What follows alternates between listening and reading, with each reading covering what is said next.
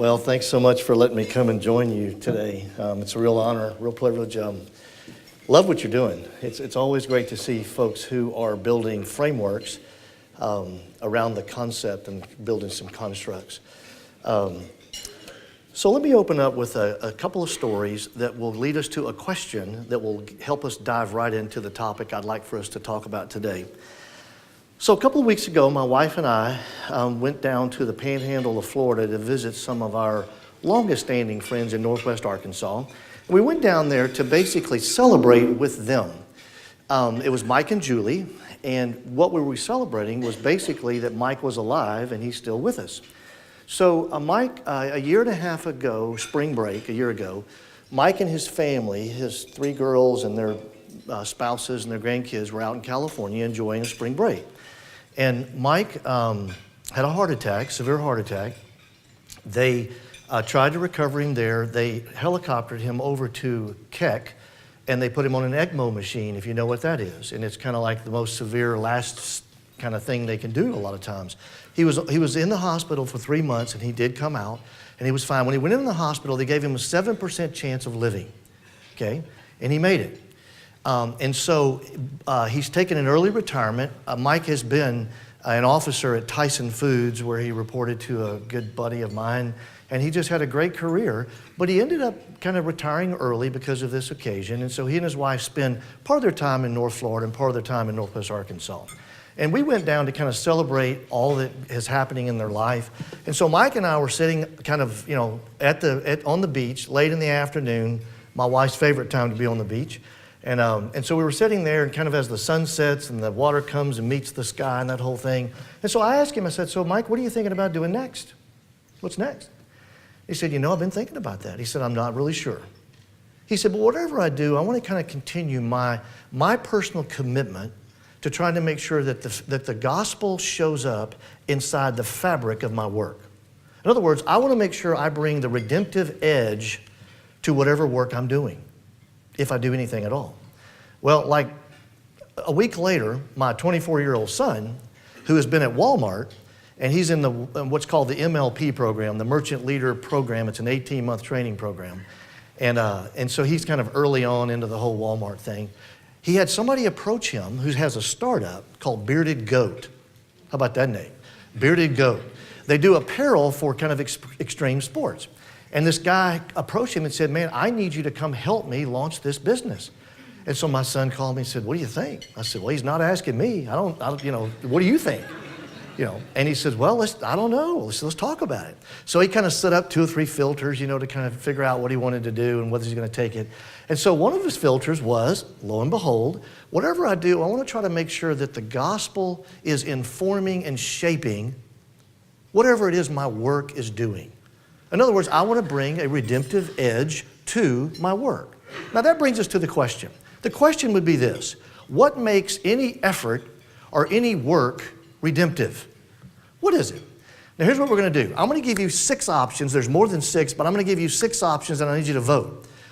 You can vote as many times as you want, but what you need to do is remember how many times you vote at the end. That's the thing I need you to remember, okay? So the question we're asking is, what makes any effort, any work redemptive? The first one is this: is it the quality of the person? Is it the leader? Is it the leader's heart? Is it their motive? Is it who they are? Is it they wake up in the morning and they bring God into their life and into their work? And that's kind of the toggle that kind of like kicks it over into the gospel in shape, gospel informed work. Number 2, make sure you're voting now, okay? Number 2, is it the kind of product or the service that you do? As Rick mentioned, so the majority of my life I spend with 8 to 12 CEOs, business owners, or entrepreneurs at a time. I work across all industries and all size verticals. And so right now we'll use my portfolio as a test case. I'm not going to give you all of them. But so right now I've got a construction-related company in 27, 29 states. That's their product. That's their offering, okay? I've got somebody who basically sells beverages and juices by the hundreds of millions and billions into all the big boxes of the world, okay? That's their product. I've got somebody who does methodical Bible studies around the globe. I usually keep one nonprofit, a global nonprofit, in my portfolio if I can, and that's what they do. Their product is Bibles and Bible study. all right? I've got a t-shirt guy. I've got a young entrepreneur that's just on fire. I mean, he's just going, he's got 100 or 200 employees, and he just can't buy enough t-shirt printing business. I mean, he's just going crazy. He's in the t-shirt business. I've got somebody who sells eggs and premium kind of draft beers and things into big boxes as well. Is it the product and the service that distinguishes what makes something gospel-based or not? Number 3, is it the structure? Well, we've got for-profits and nonprofits, LLCs, B Corps, S Corps, sole proprietors, partnerships. Is it your structure? There are some people that really think that the B Corp is more godly than the S Corp. You know what a B Corp is? Google it sometime. There are people who think partnerships are more godly than sole proprietorships. There are people who think nonprofits really kind of have the edge on having any kind of kingdom intentionality. Number 4, you still voting? Okay, number 4. Is it what you do with your profits? Okay, now we're talking, Steve. Now we're getting down to it. I've had friends and clients who've given 10% every year, cranking it out. Here's 10, here's 10%. I've had friends and clients who've given 50% of their profits every year. Every year. Big numbers. Big numbers. I've had friends who say, listen, that's not really it. I'm double downing on the people who are in my orbit of stewardship. The people who are kind of working with me, I'm making sure that they really do have good opportunities for schooling, and they really live in a house, and their kids have a chance to go to college, and I'm not going to be sending my money around the world. I'm putting it back in here. That's what God's called me to do. So is it what you do with your profits? Number 5, is it that your company follows certain principles and values? Most companies have some kind of core value equivalent. Is it your guiding principles? Number 6, is it the fact that God is present? Well, Erasmus, the great reformer from back in the Reformation, said, I think he's the first guy that coined, bidden or not bidden, God is present. So the notion is I'm not really the guy inviting God into his world. He's kind of already here. So here we go. How many people voted for more than one? How many people voted for all 6? How many people didn't vote for any because we didn't have your right answer? Okay, all right, good. Just hang on. I've been thinking about this for a while. That's the good thing about being an old guy is you get to kind of think about things for a while. And I've discovered what I think is one of the most helpful frameworks that I've ever discovered on how to think about what makes any work and what makes any effort redemptive. What makes it God-shaped and God-informed. And it's what I call the baseline and the blue sky. The baseline and the blue sky. Now, I discovered it when I was reading back through the Gospels a few years ago, and I was reading back through, you remember in Luke where basically that salty, rowdy, rough, crazy, wild, and confrontational character named John the Baptizer? When John the Baptist, he was coming out of the wilderness, and he comes down and he preaches this sermon. And embedded in this sermon is what I think the framework of the baseline and blue sky is. I want us to kind of jump into the verses, understand the verses, and then we're just going to talk about the framework a little bit, and then we'll end. Is that okay? Let's look at the verse. Let's look at these verses. John chapter 3, you brood of snakes, what do you think you're doing slithering down here to the river? Do you think a little water on your snake skin is going to affect God's judgment? Now look, we already know what kind of guy this is. He's a direct, hard-hitting, down the center, like he's throwing hot balls, right? Like, here we go, all right? He's very confrontational. He's not probably his empathy scores are really low, probably. His bedside manner, he does not have one. But he's all about the whole judgment. And what he's really doing is, and he goes into, we're not going to read it all, but he goes into all these things it could be that makes someone gospel-oriented, someone who makes someone redemptive, regenerate, okay? And then he preaches a big, long sermon. I didn't include that here. And the sermon is about over. Now, just stay with me on the imagination side. The sermon's about over, and he basically kind of says, okay, good sermon today. He kind of goes over to his camel, and he puts his leg up, about to get on, and basically somebody shoots up their hand. And they say, hey, preacher, wonderful sermon, but what do I go do? To his credit, He wasn't just a removed preacher that all he did was study. He didn't know the real world. To his credit, he says this. Well, good question. Let me give you the answer. If you have 2 coats, give one away and do the same with your food. Now, here's what I want you to answer. What we don't see here is any exceptions. We don't see him saying, now listen, this is only for people who have a lot of coats left over. This is only if you have some non-really high-priced coats. Give all your non-high-priced coats away, but you keep the nice ones for you. He didn't say if you have the gift of giving, if you have the generosity theology, if you care for the poor. He didn't care. He said, if you have more than you need, cut it in half and begin sharing with other people. The baseline.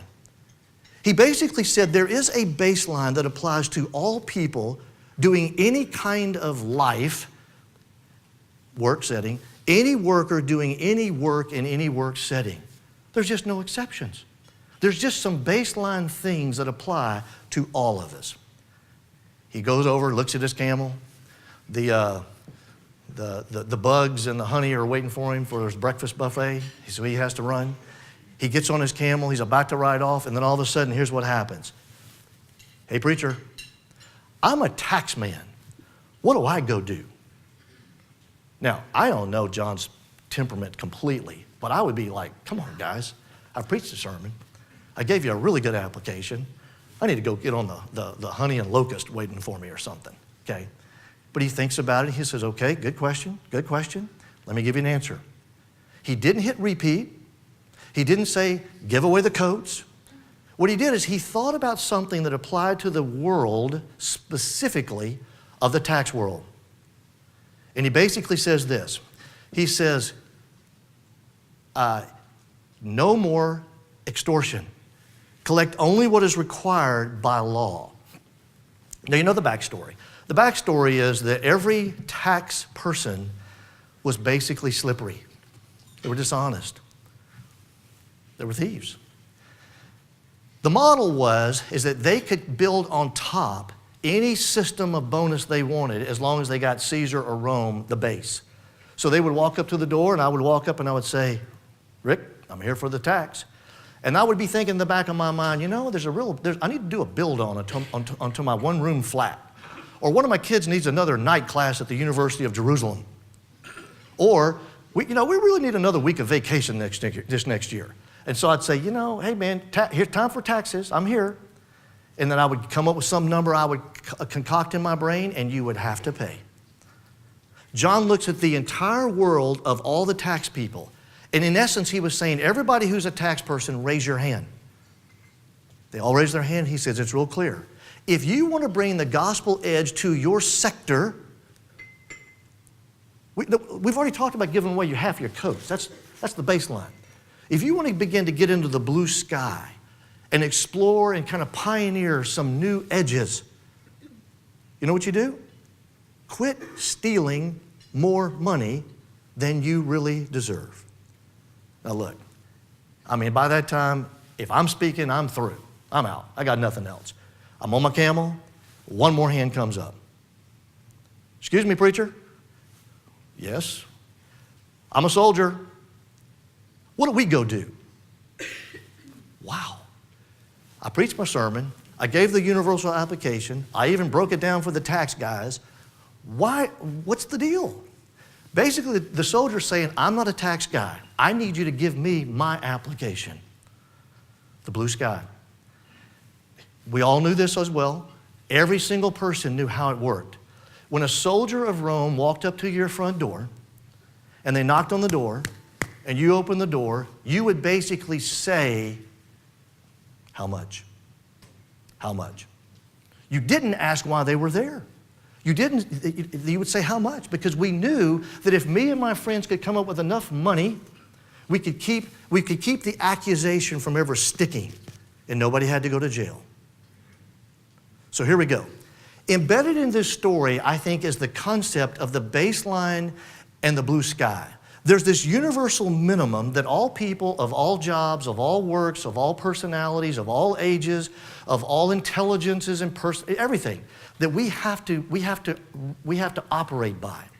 But then there's a blue sky above us, there's this boundless horizon where I began to somehow particularize and customize the gospel edges for me and my personality and my giftedness and my calling in my job, in my industry. Make sense? Now, let's do this. Let's just kind of blow through here pretty quickly, and let me break open a few of these ideas for you. Let's look at the idea of the baseline. So the baseline actually would be this. There's an individual baseline, and then there's an organizational baseline. The individual baseline would basically say this. I'm willing to say that any person of faith, doing any job, in any setting, with any background, we could take the smartest person in the room, I don't know who they would be, not me, we'll run you through tests and we'll find the smartest person, we'll put you right here, okay? And then we'll find the person that's kind of way over here with me. We'll find the person that's the least smartest, you and I are over here, okay? It doesn't matter, all of us together have to do some things in our work as we bring the edge of the gospel to the setting. Some things I isolated as this. We all need to evidence calling. We all need to display character. We all need to deliver skill. We all need to model serving. Every single one of us has to, somehow, the job has to be bigger than me just making $1 or having a good time or just I'm being challenged. It's up to me to bring a divine assignment into my work. Now, that's going to look different for everybody, but it doesn't start with what you're incentivizing me with. It starts with what I have getting out of bed in the morning, taking it to work. I take my mission with me. That's the unconventional business piece. Number two, the character. Display character. Character is usually displayed in kind of the hard things, the hidden things, the expensive things, the costly things. That's where character shows up. Character's always around until it's hard, it's hidden. That's when character shows up. And then I love the one on skill. Look at this.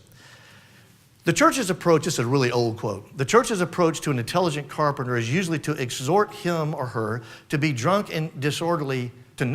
and disorderly in their leisure hours and to come to church on Sundays. That's typically the message. Don't be drunk when you're off work and be sure to come to church on Sunday. And look what Dorothy Sayers says.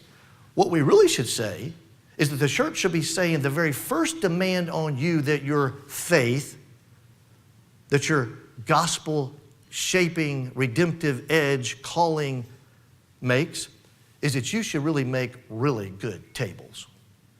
Really good tables. I mean, maybe dial down the verses and dial up the table quality. That's what he's saying. Unfortunately, sometimes it's opposite. When people kind of get jazzed up about their faith, their quality and their contribution to their boss in their industry goes down. Bad example. We ought to be going the other direction. And of course, the last is model serving. Those are personal things. That's something every single person ought to embody. There's also some organizational things. We're not going to really roll through these heavy, but there's some organizational baselines that I'm willing to say, it doesn't matter what job you have and what industry, public, private, massive, small, if you can embody some of these things, then you are beginning to become a conduit organizationally. And organizations actually carry compounded impact. That's the great thing about organizations. When you get an organization that has kind of a flywheel effect, Dave and I were just talking about this before. We were just talking about this before, about organizations having compounded effect. Organizations can wield themselves in a great way. Well, organizations at the baseline ought to do at least some things like have a multiple bottom line, have a culture of grace and truth, stewardship motivation. Stewardship, I think, is the primary motivator of all things performance. Stewardship is the primary motivator of all things performance. If you're building any kind of performance metric or models that doesn't embody stewardship, good luck, good luck, good luck. You'll always have to keep creating the bananas and the carrots to keep the system going. Because stewardship starts with an idea of inspiration inside me and how I'm viewing something, okay? A humble collaboration and a humane treatment of people. People are not just a transaction. They're not just a piece of instrument or tool for me to get my stuff done. They're created in the image of God, a piece of His dignity. Now look, I know this is hard to translate. I'm going fast because I want to get somewhere with you. I know this is not easy to translate, but the fingerprints and footprints of these could show up in any company. Any company. If I had 6 hours with you, I would show you slide after slide after slide after slide after slide, and somebody would say, yeah, it won't work in a public company. I'd say, bam, bam, bam, bam. Well, it won't work if my Christian's not a boss. I mean, my boss is not a Christian. Bam, bam, bam. This is God's economy. And when we begin to plant these things, great things happen. That's the baseline, okay? Let me go to the blue sky. The blue sky is basically those horizons in front of me that it's up to me to figure out how to pioneer and how to develop. Now look, it's way easier. Most of us live our life down on the individual baseline left quadrant. That's where the moralizing and evangelism usually sits. And that's fantastic. That's fantastic. But that's kind of back with the, if you have 2 coats, give one away. That's fantastic. I need to figure out what it looks like for me in my industry to bring the edges of the gospel in such a way that it makes my industry turn on its head and realize there's something unconventional going on right there. That's the idea. It's up to me on the individual side to realize that you and I can work in the exact same company, in the same job, and guess what? I'm probably going to express my faith a little differently than you might. You know why? Because I have different gifts than you do. You know, I have the gift of teaching. I'm probably going to start a book club or a Bible study in the morning or a conversation lunch or something because that's my gifts. If you have the gift of mercy, guess what you're going to be doing? You're going to probably be bringing lunch and bringing things to people who have a sad event in their family, or you're going to be hosting the parties or whatever. You're going to be we all do that. But it's up to me to make sure that I'm not just kind of working off some template that doesn't really pull me in, engage me in at the highest levels. And then the same thing actually happens on the organizational side. So let's play another little quick game. Let's suppose that I am, let's go through some industries, okay? Let's go through some industries. If you happen to be in the auto industry, hand up. Any possible connection to the auto industry? Are you kidding me? We don't have one person. This is a gold mine for some car guy. Come on, man. There'll be a car salesman in here next time, Rick. I guarantee you. Okay, so we have no auto industry people. All right, that's okay. How about the banking and finance world, the big, broad banking world? Okay, fantastic. How about the construction-related world? Got anybody in the construction? All right. How about, let me just go back through. So how about the church and nonprofit world? Got any church and nonprofits? All right. How about the education sector? Got any educators? Fantastic. How about the food, hospitality, restaurants, that whole world? Okay, got a few examples. How about the healthcare? Doctors, lawyers, doctors, dentists, hospitals. Okay, good. How about manufacturing? Good, okay. Media and entertainment. There we go. Politics, lawyers. There we go. Lawyers always do. We're not going to sue you. We're not going to sue you, brother. You're okay. Safe zone. We're safe zone here. We're safe zone. Retail, sales. Got some salesmen in here? Okay, now, I'm sure I left some of you out. But here's what I did. What I did is I did what John the Baptist did in reverse. Basically, I asked you to raise your hand and say, hey, I'm in retail. What does it look like for me to bring the blue sky of the edge of redemption into retail in such a way that basically people would say, now that's pretty unconventional. That's a little different. The same way that basically the soldiers and the tax collectors did. Okay, let's put it all together, and then we'll do a few questions at the end and try to make some applications better. I want you to think with me for a second. How's your spiritual imagination? How would you score yourself with spiritual imagination, visioning for kingdom and spiritual things? Honestly, I'm often not very good at that, and I have to just kick in and say, I'm going to really work on that. Let's work on our spiritual imagination. Go all the way back to Luke, and let's work that story with our imagination. Okay, we're not being disingenuous to the scriptures. We're just going to imagine for a second. Let's imagine the tax collector. He raises his hand. John gives him his answer. We're going to call him Thaddeus. Thad for short. Good biblical name. All right. So Thad, here's the answer. No more extortion. Be satisfied with what you get. This is on a Friday. Monday morning comes around. You know what Thad does? He goes back and he calls on the same territory he calls on every time. That's what tax collectors do. You understand Rome had a tax code? We didn't invent the tax code. They had one. And at that day and time, it was basically a half a shekel. When I went to your house, I had the right to get a half a shekel from you to send back to Rome. That was the rule, the tax code. So I show up, and that's what I get. So here we go. Thaddeus shows up.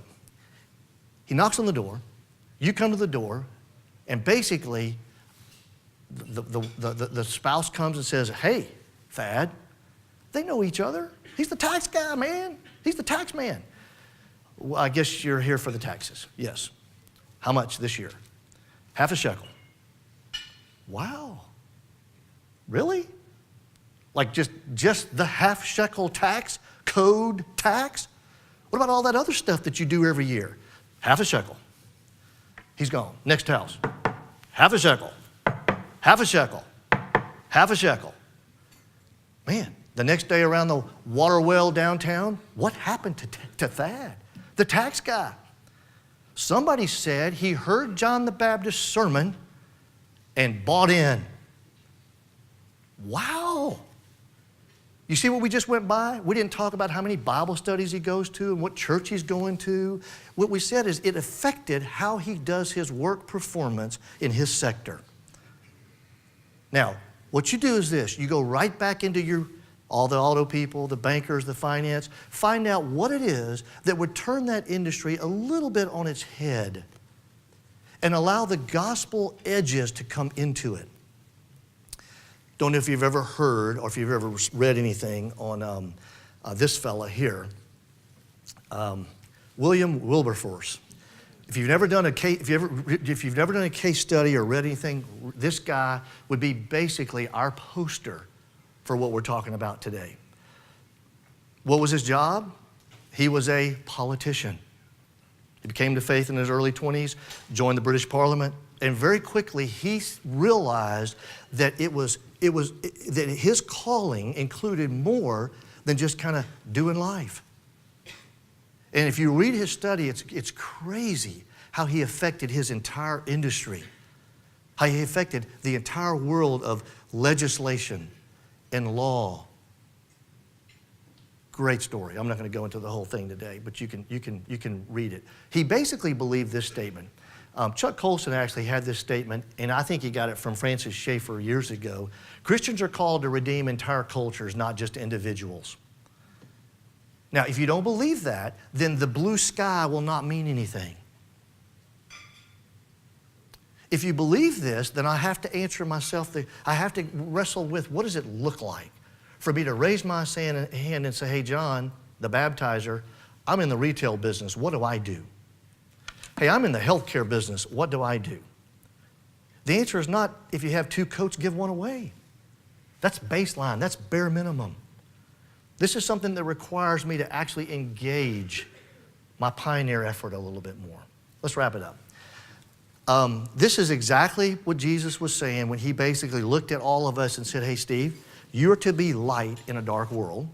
You're to be salt in a world that needs some flavoring or some seasoning, or basically, Paul said the same thing. You're to be perfume in a world that's really stinky and needs some good smell.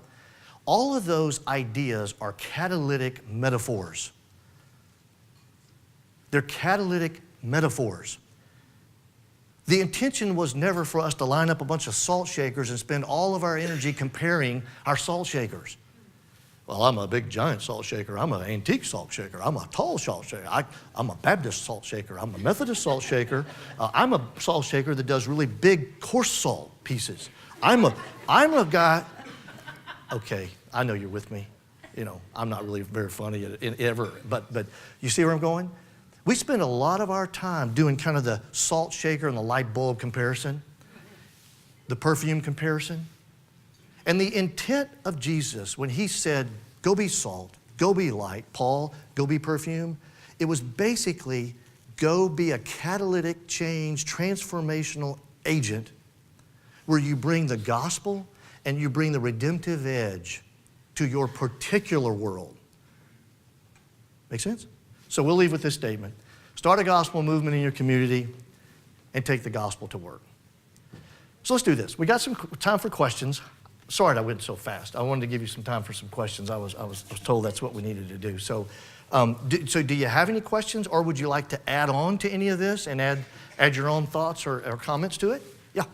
Quick question, if I may. So, on the current day, I'm a Wilberforce fan. I love them. Current day, the one that comes to mind is not being open on Sundays.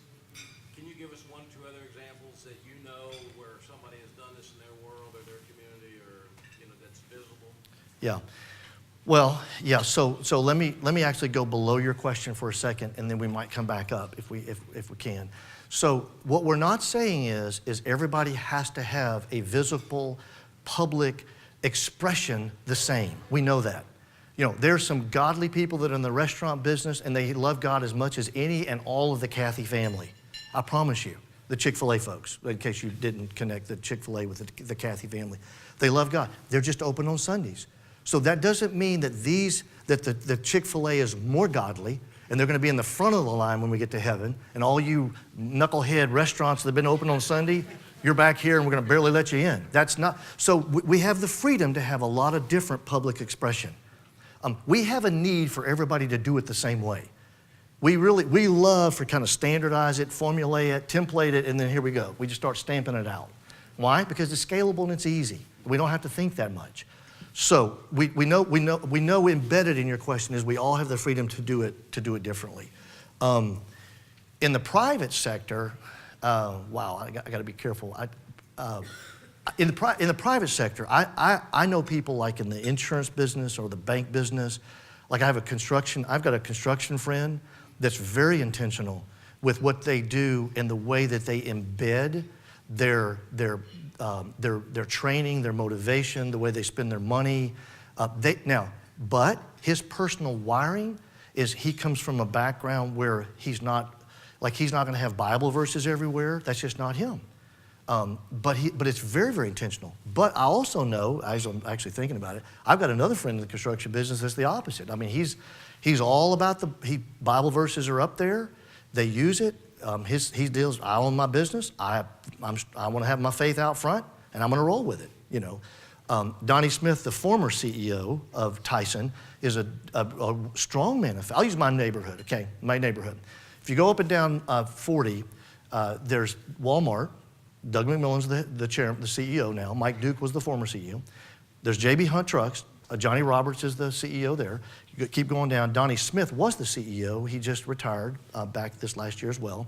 You can go around the corner and then stop at the University of Arkansas. 3 of the deans at the University of Arkansas are like business, the Walton Art, the engineering department, and then one more.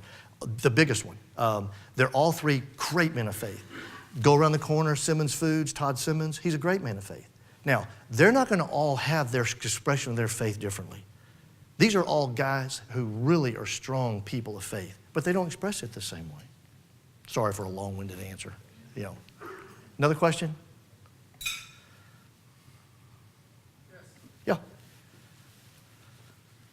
Thinking about the question, the quote from Chuck Colson about the gospel being about transforming cultures and not just individuals. My understanding of the current missionary orientation in the church is that it is oriented towards transforming individuals. Is there maybe, what is the reception to what you are teaching with respect to the current orientation of the missionary movement in the church? Yeah, that's a really good, interesting question. A lot of churches, no question, it starts with the individual. Until someone individually has a redemptive experience personally, then that's where it starts. However, a lot of churches are really trying to impact their communities in a much bigger, broader way. And they're trying to create the communication and the on-ramps for the gospel to play, as it were. Some organizations, like we were talking about an organization called Q, they isolate the 7 channels of culture, and they try to really make sure they have some on-ramps into those 7 channels of culture. A church that doesn't over time impact its community in maybe not that original list, but in things that are gospel seeds and plants that grow out of the gospel. You know, a church that doesn't impact its community probably is a church that's not really embracing what I would call the full power, reach, and intent of the gospel. I really believe that. Now you got to give it time. You got to give it time, and you can't measure it and by the same. It can't look the same every time. But if a church is only doing its thing with its 100 people, or its 1,000 people, or its 10,000, and around that church the community is not impacted with the goodness of God, the true, the beautiful, the good, the fairness, the honesty, if those things are not happening over time, that church probably needs to pivot a little bit more, because I really believe that the gospel changes everything. The gospel changes everything. My problem is it doesn't always change everything in me, and so I got to work on it, but then also it changes everything in culture. One more maybe?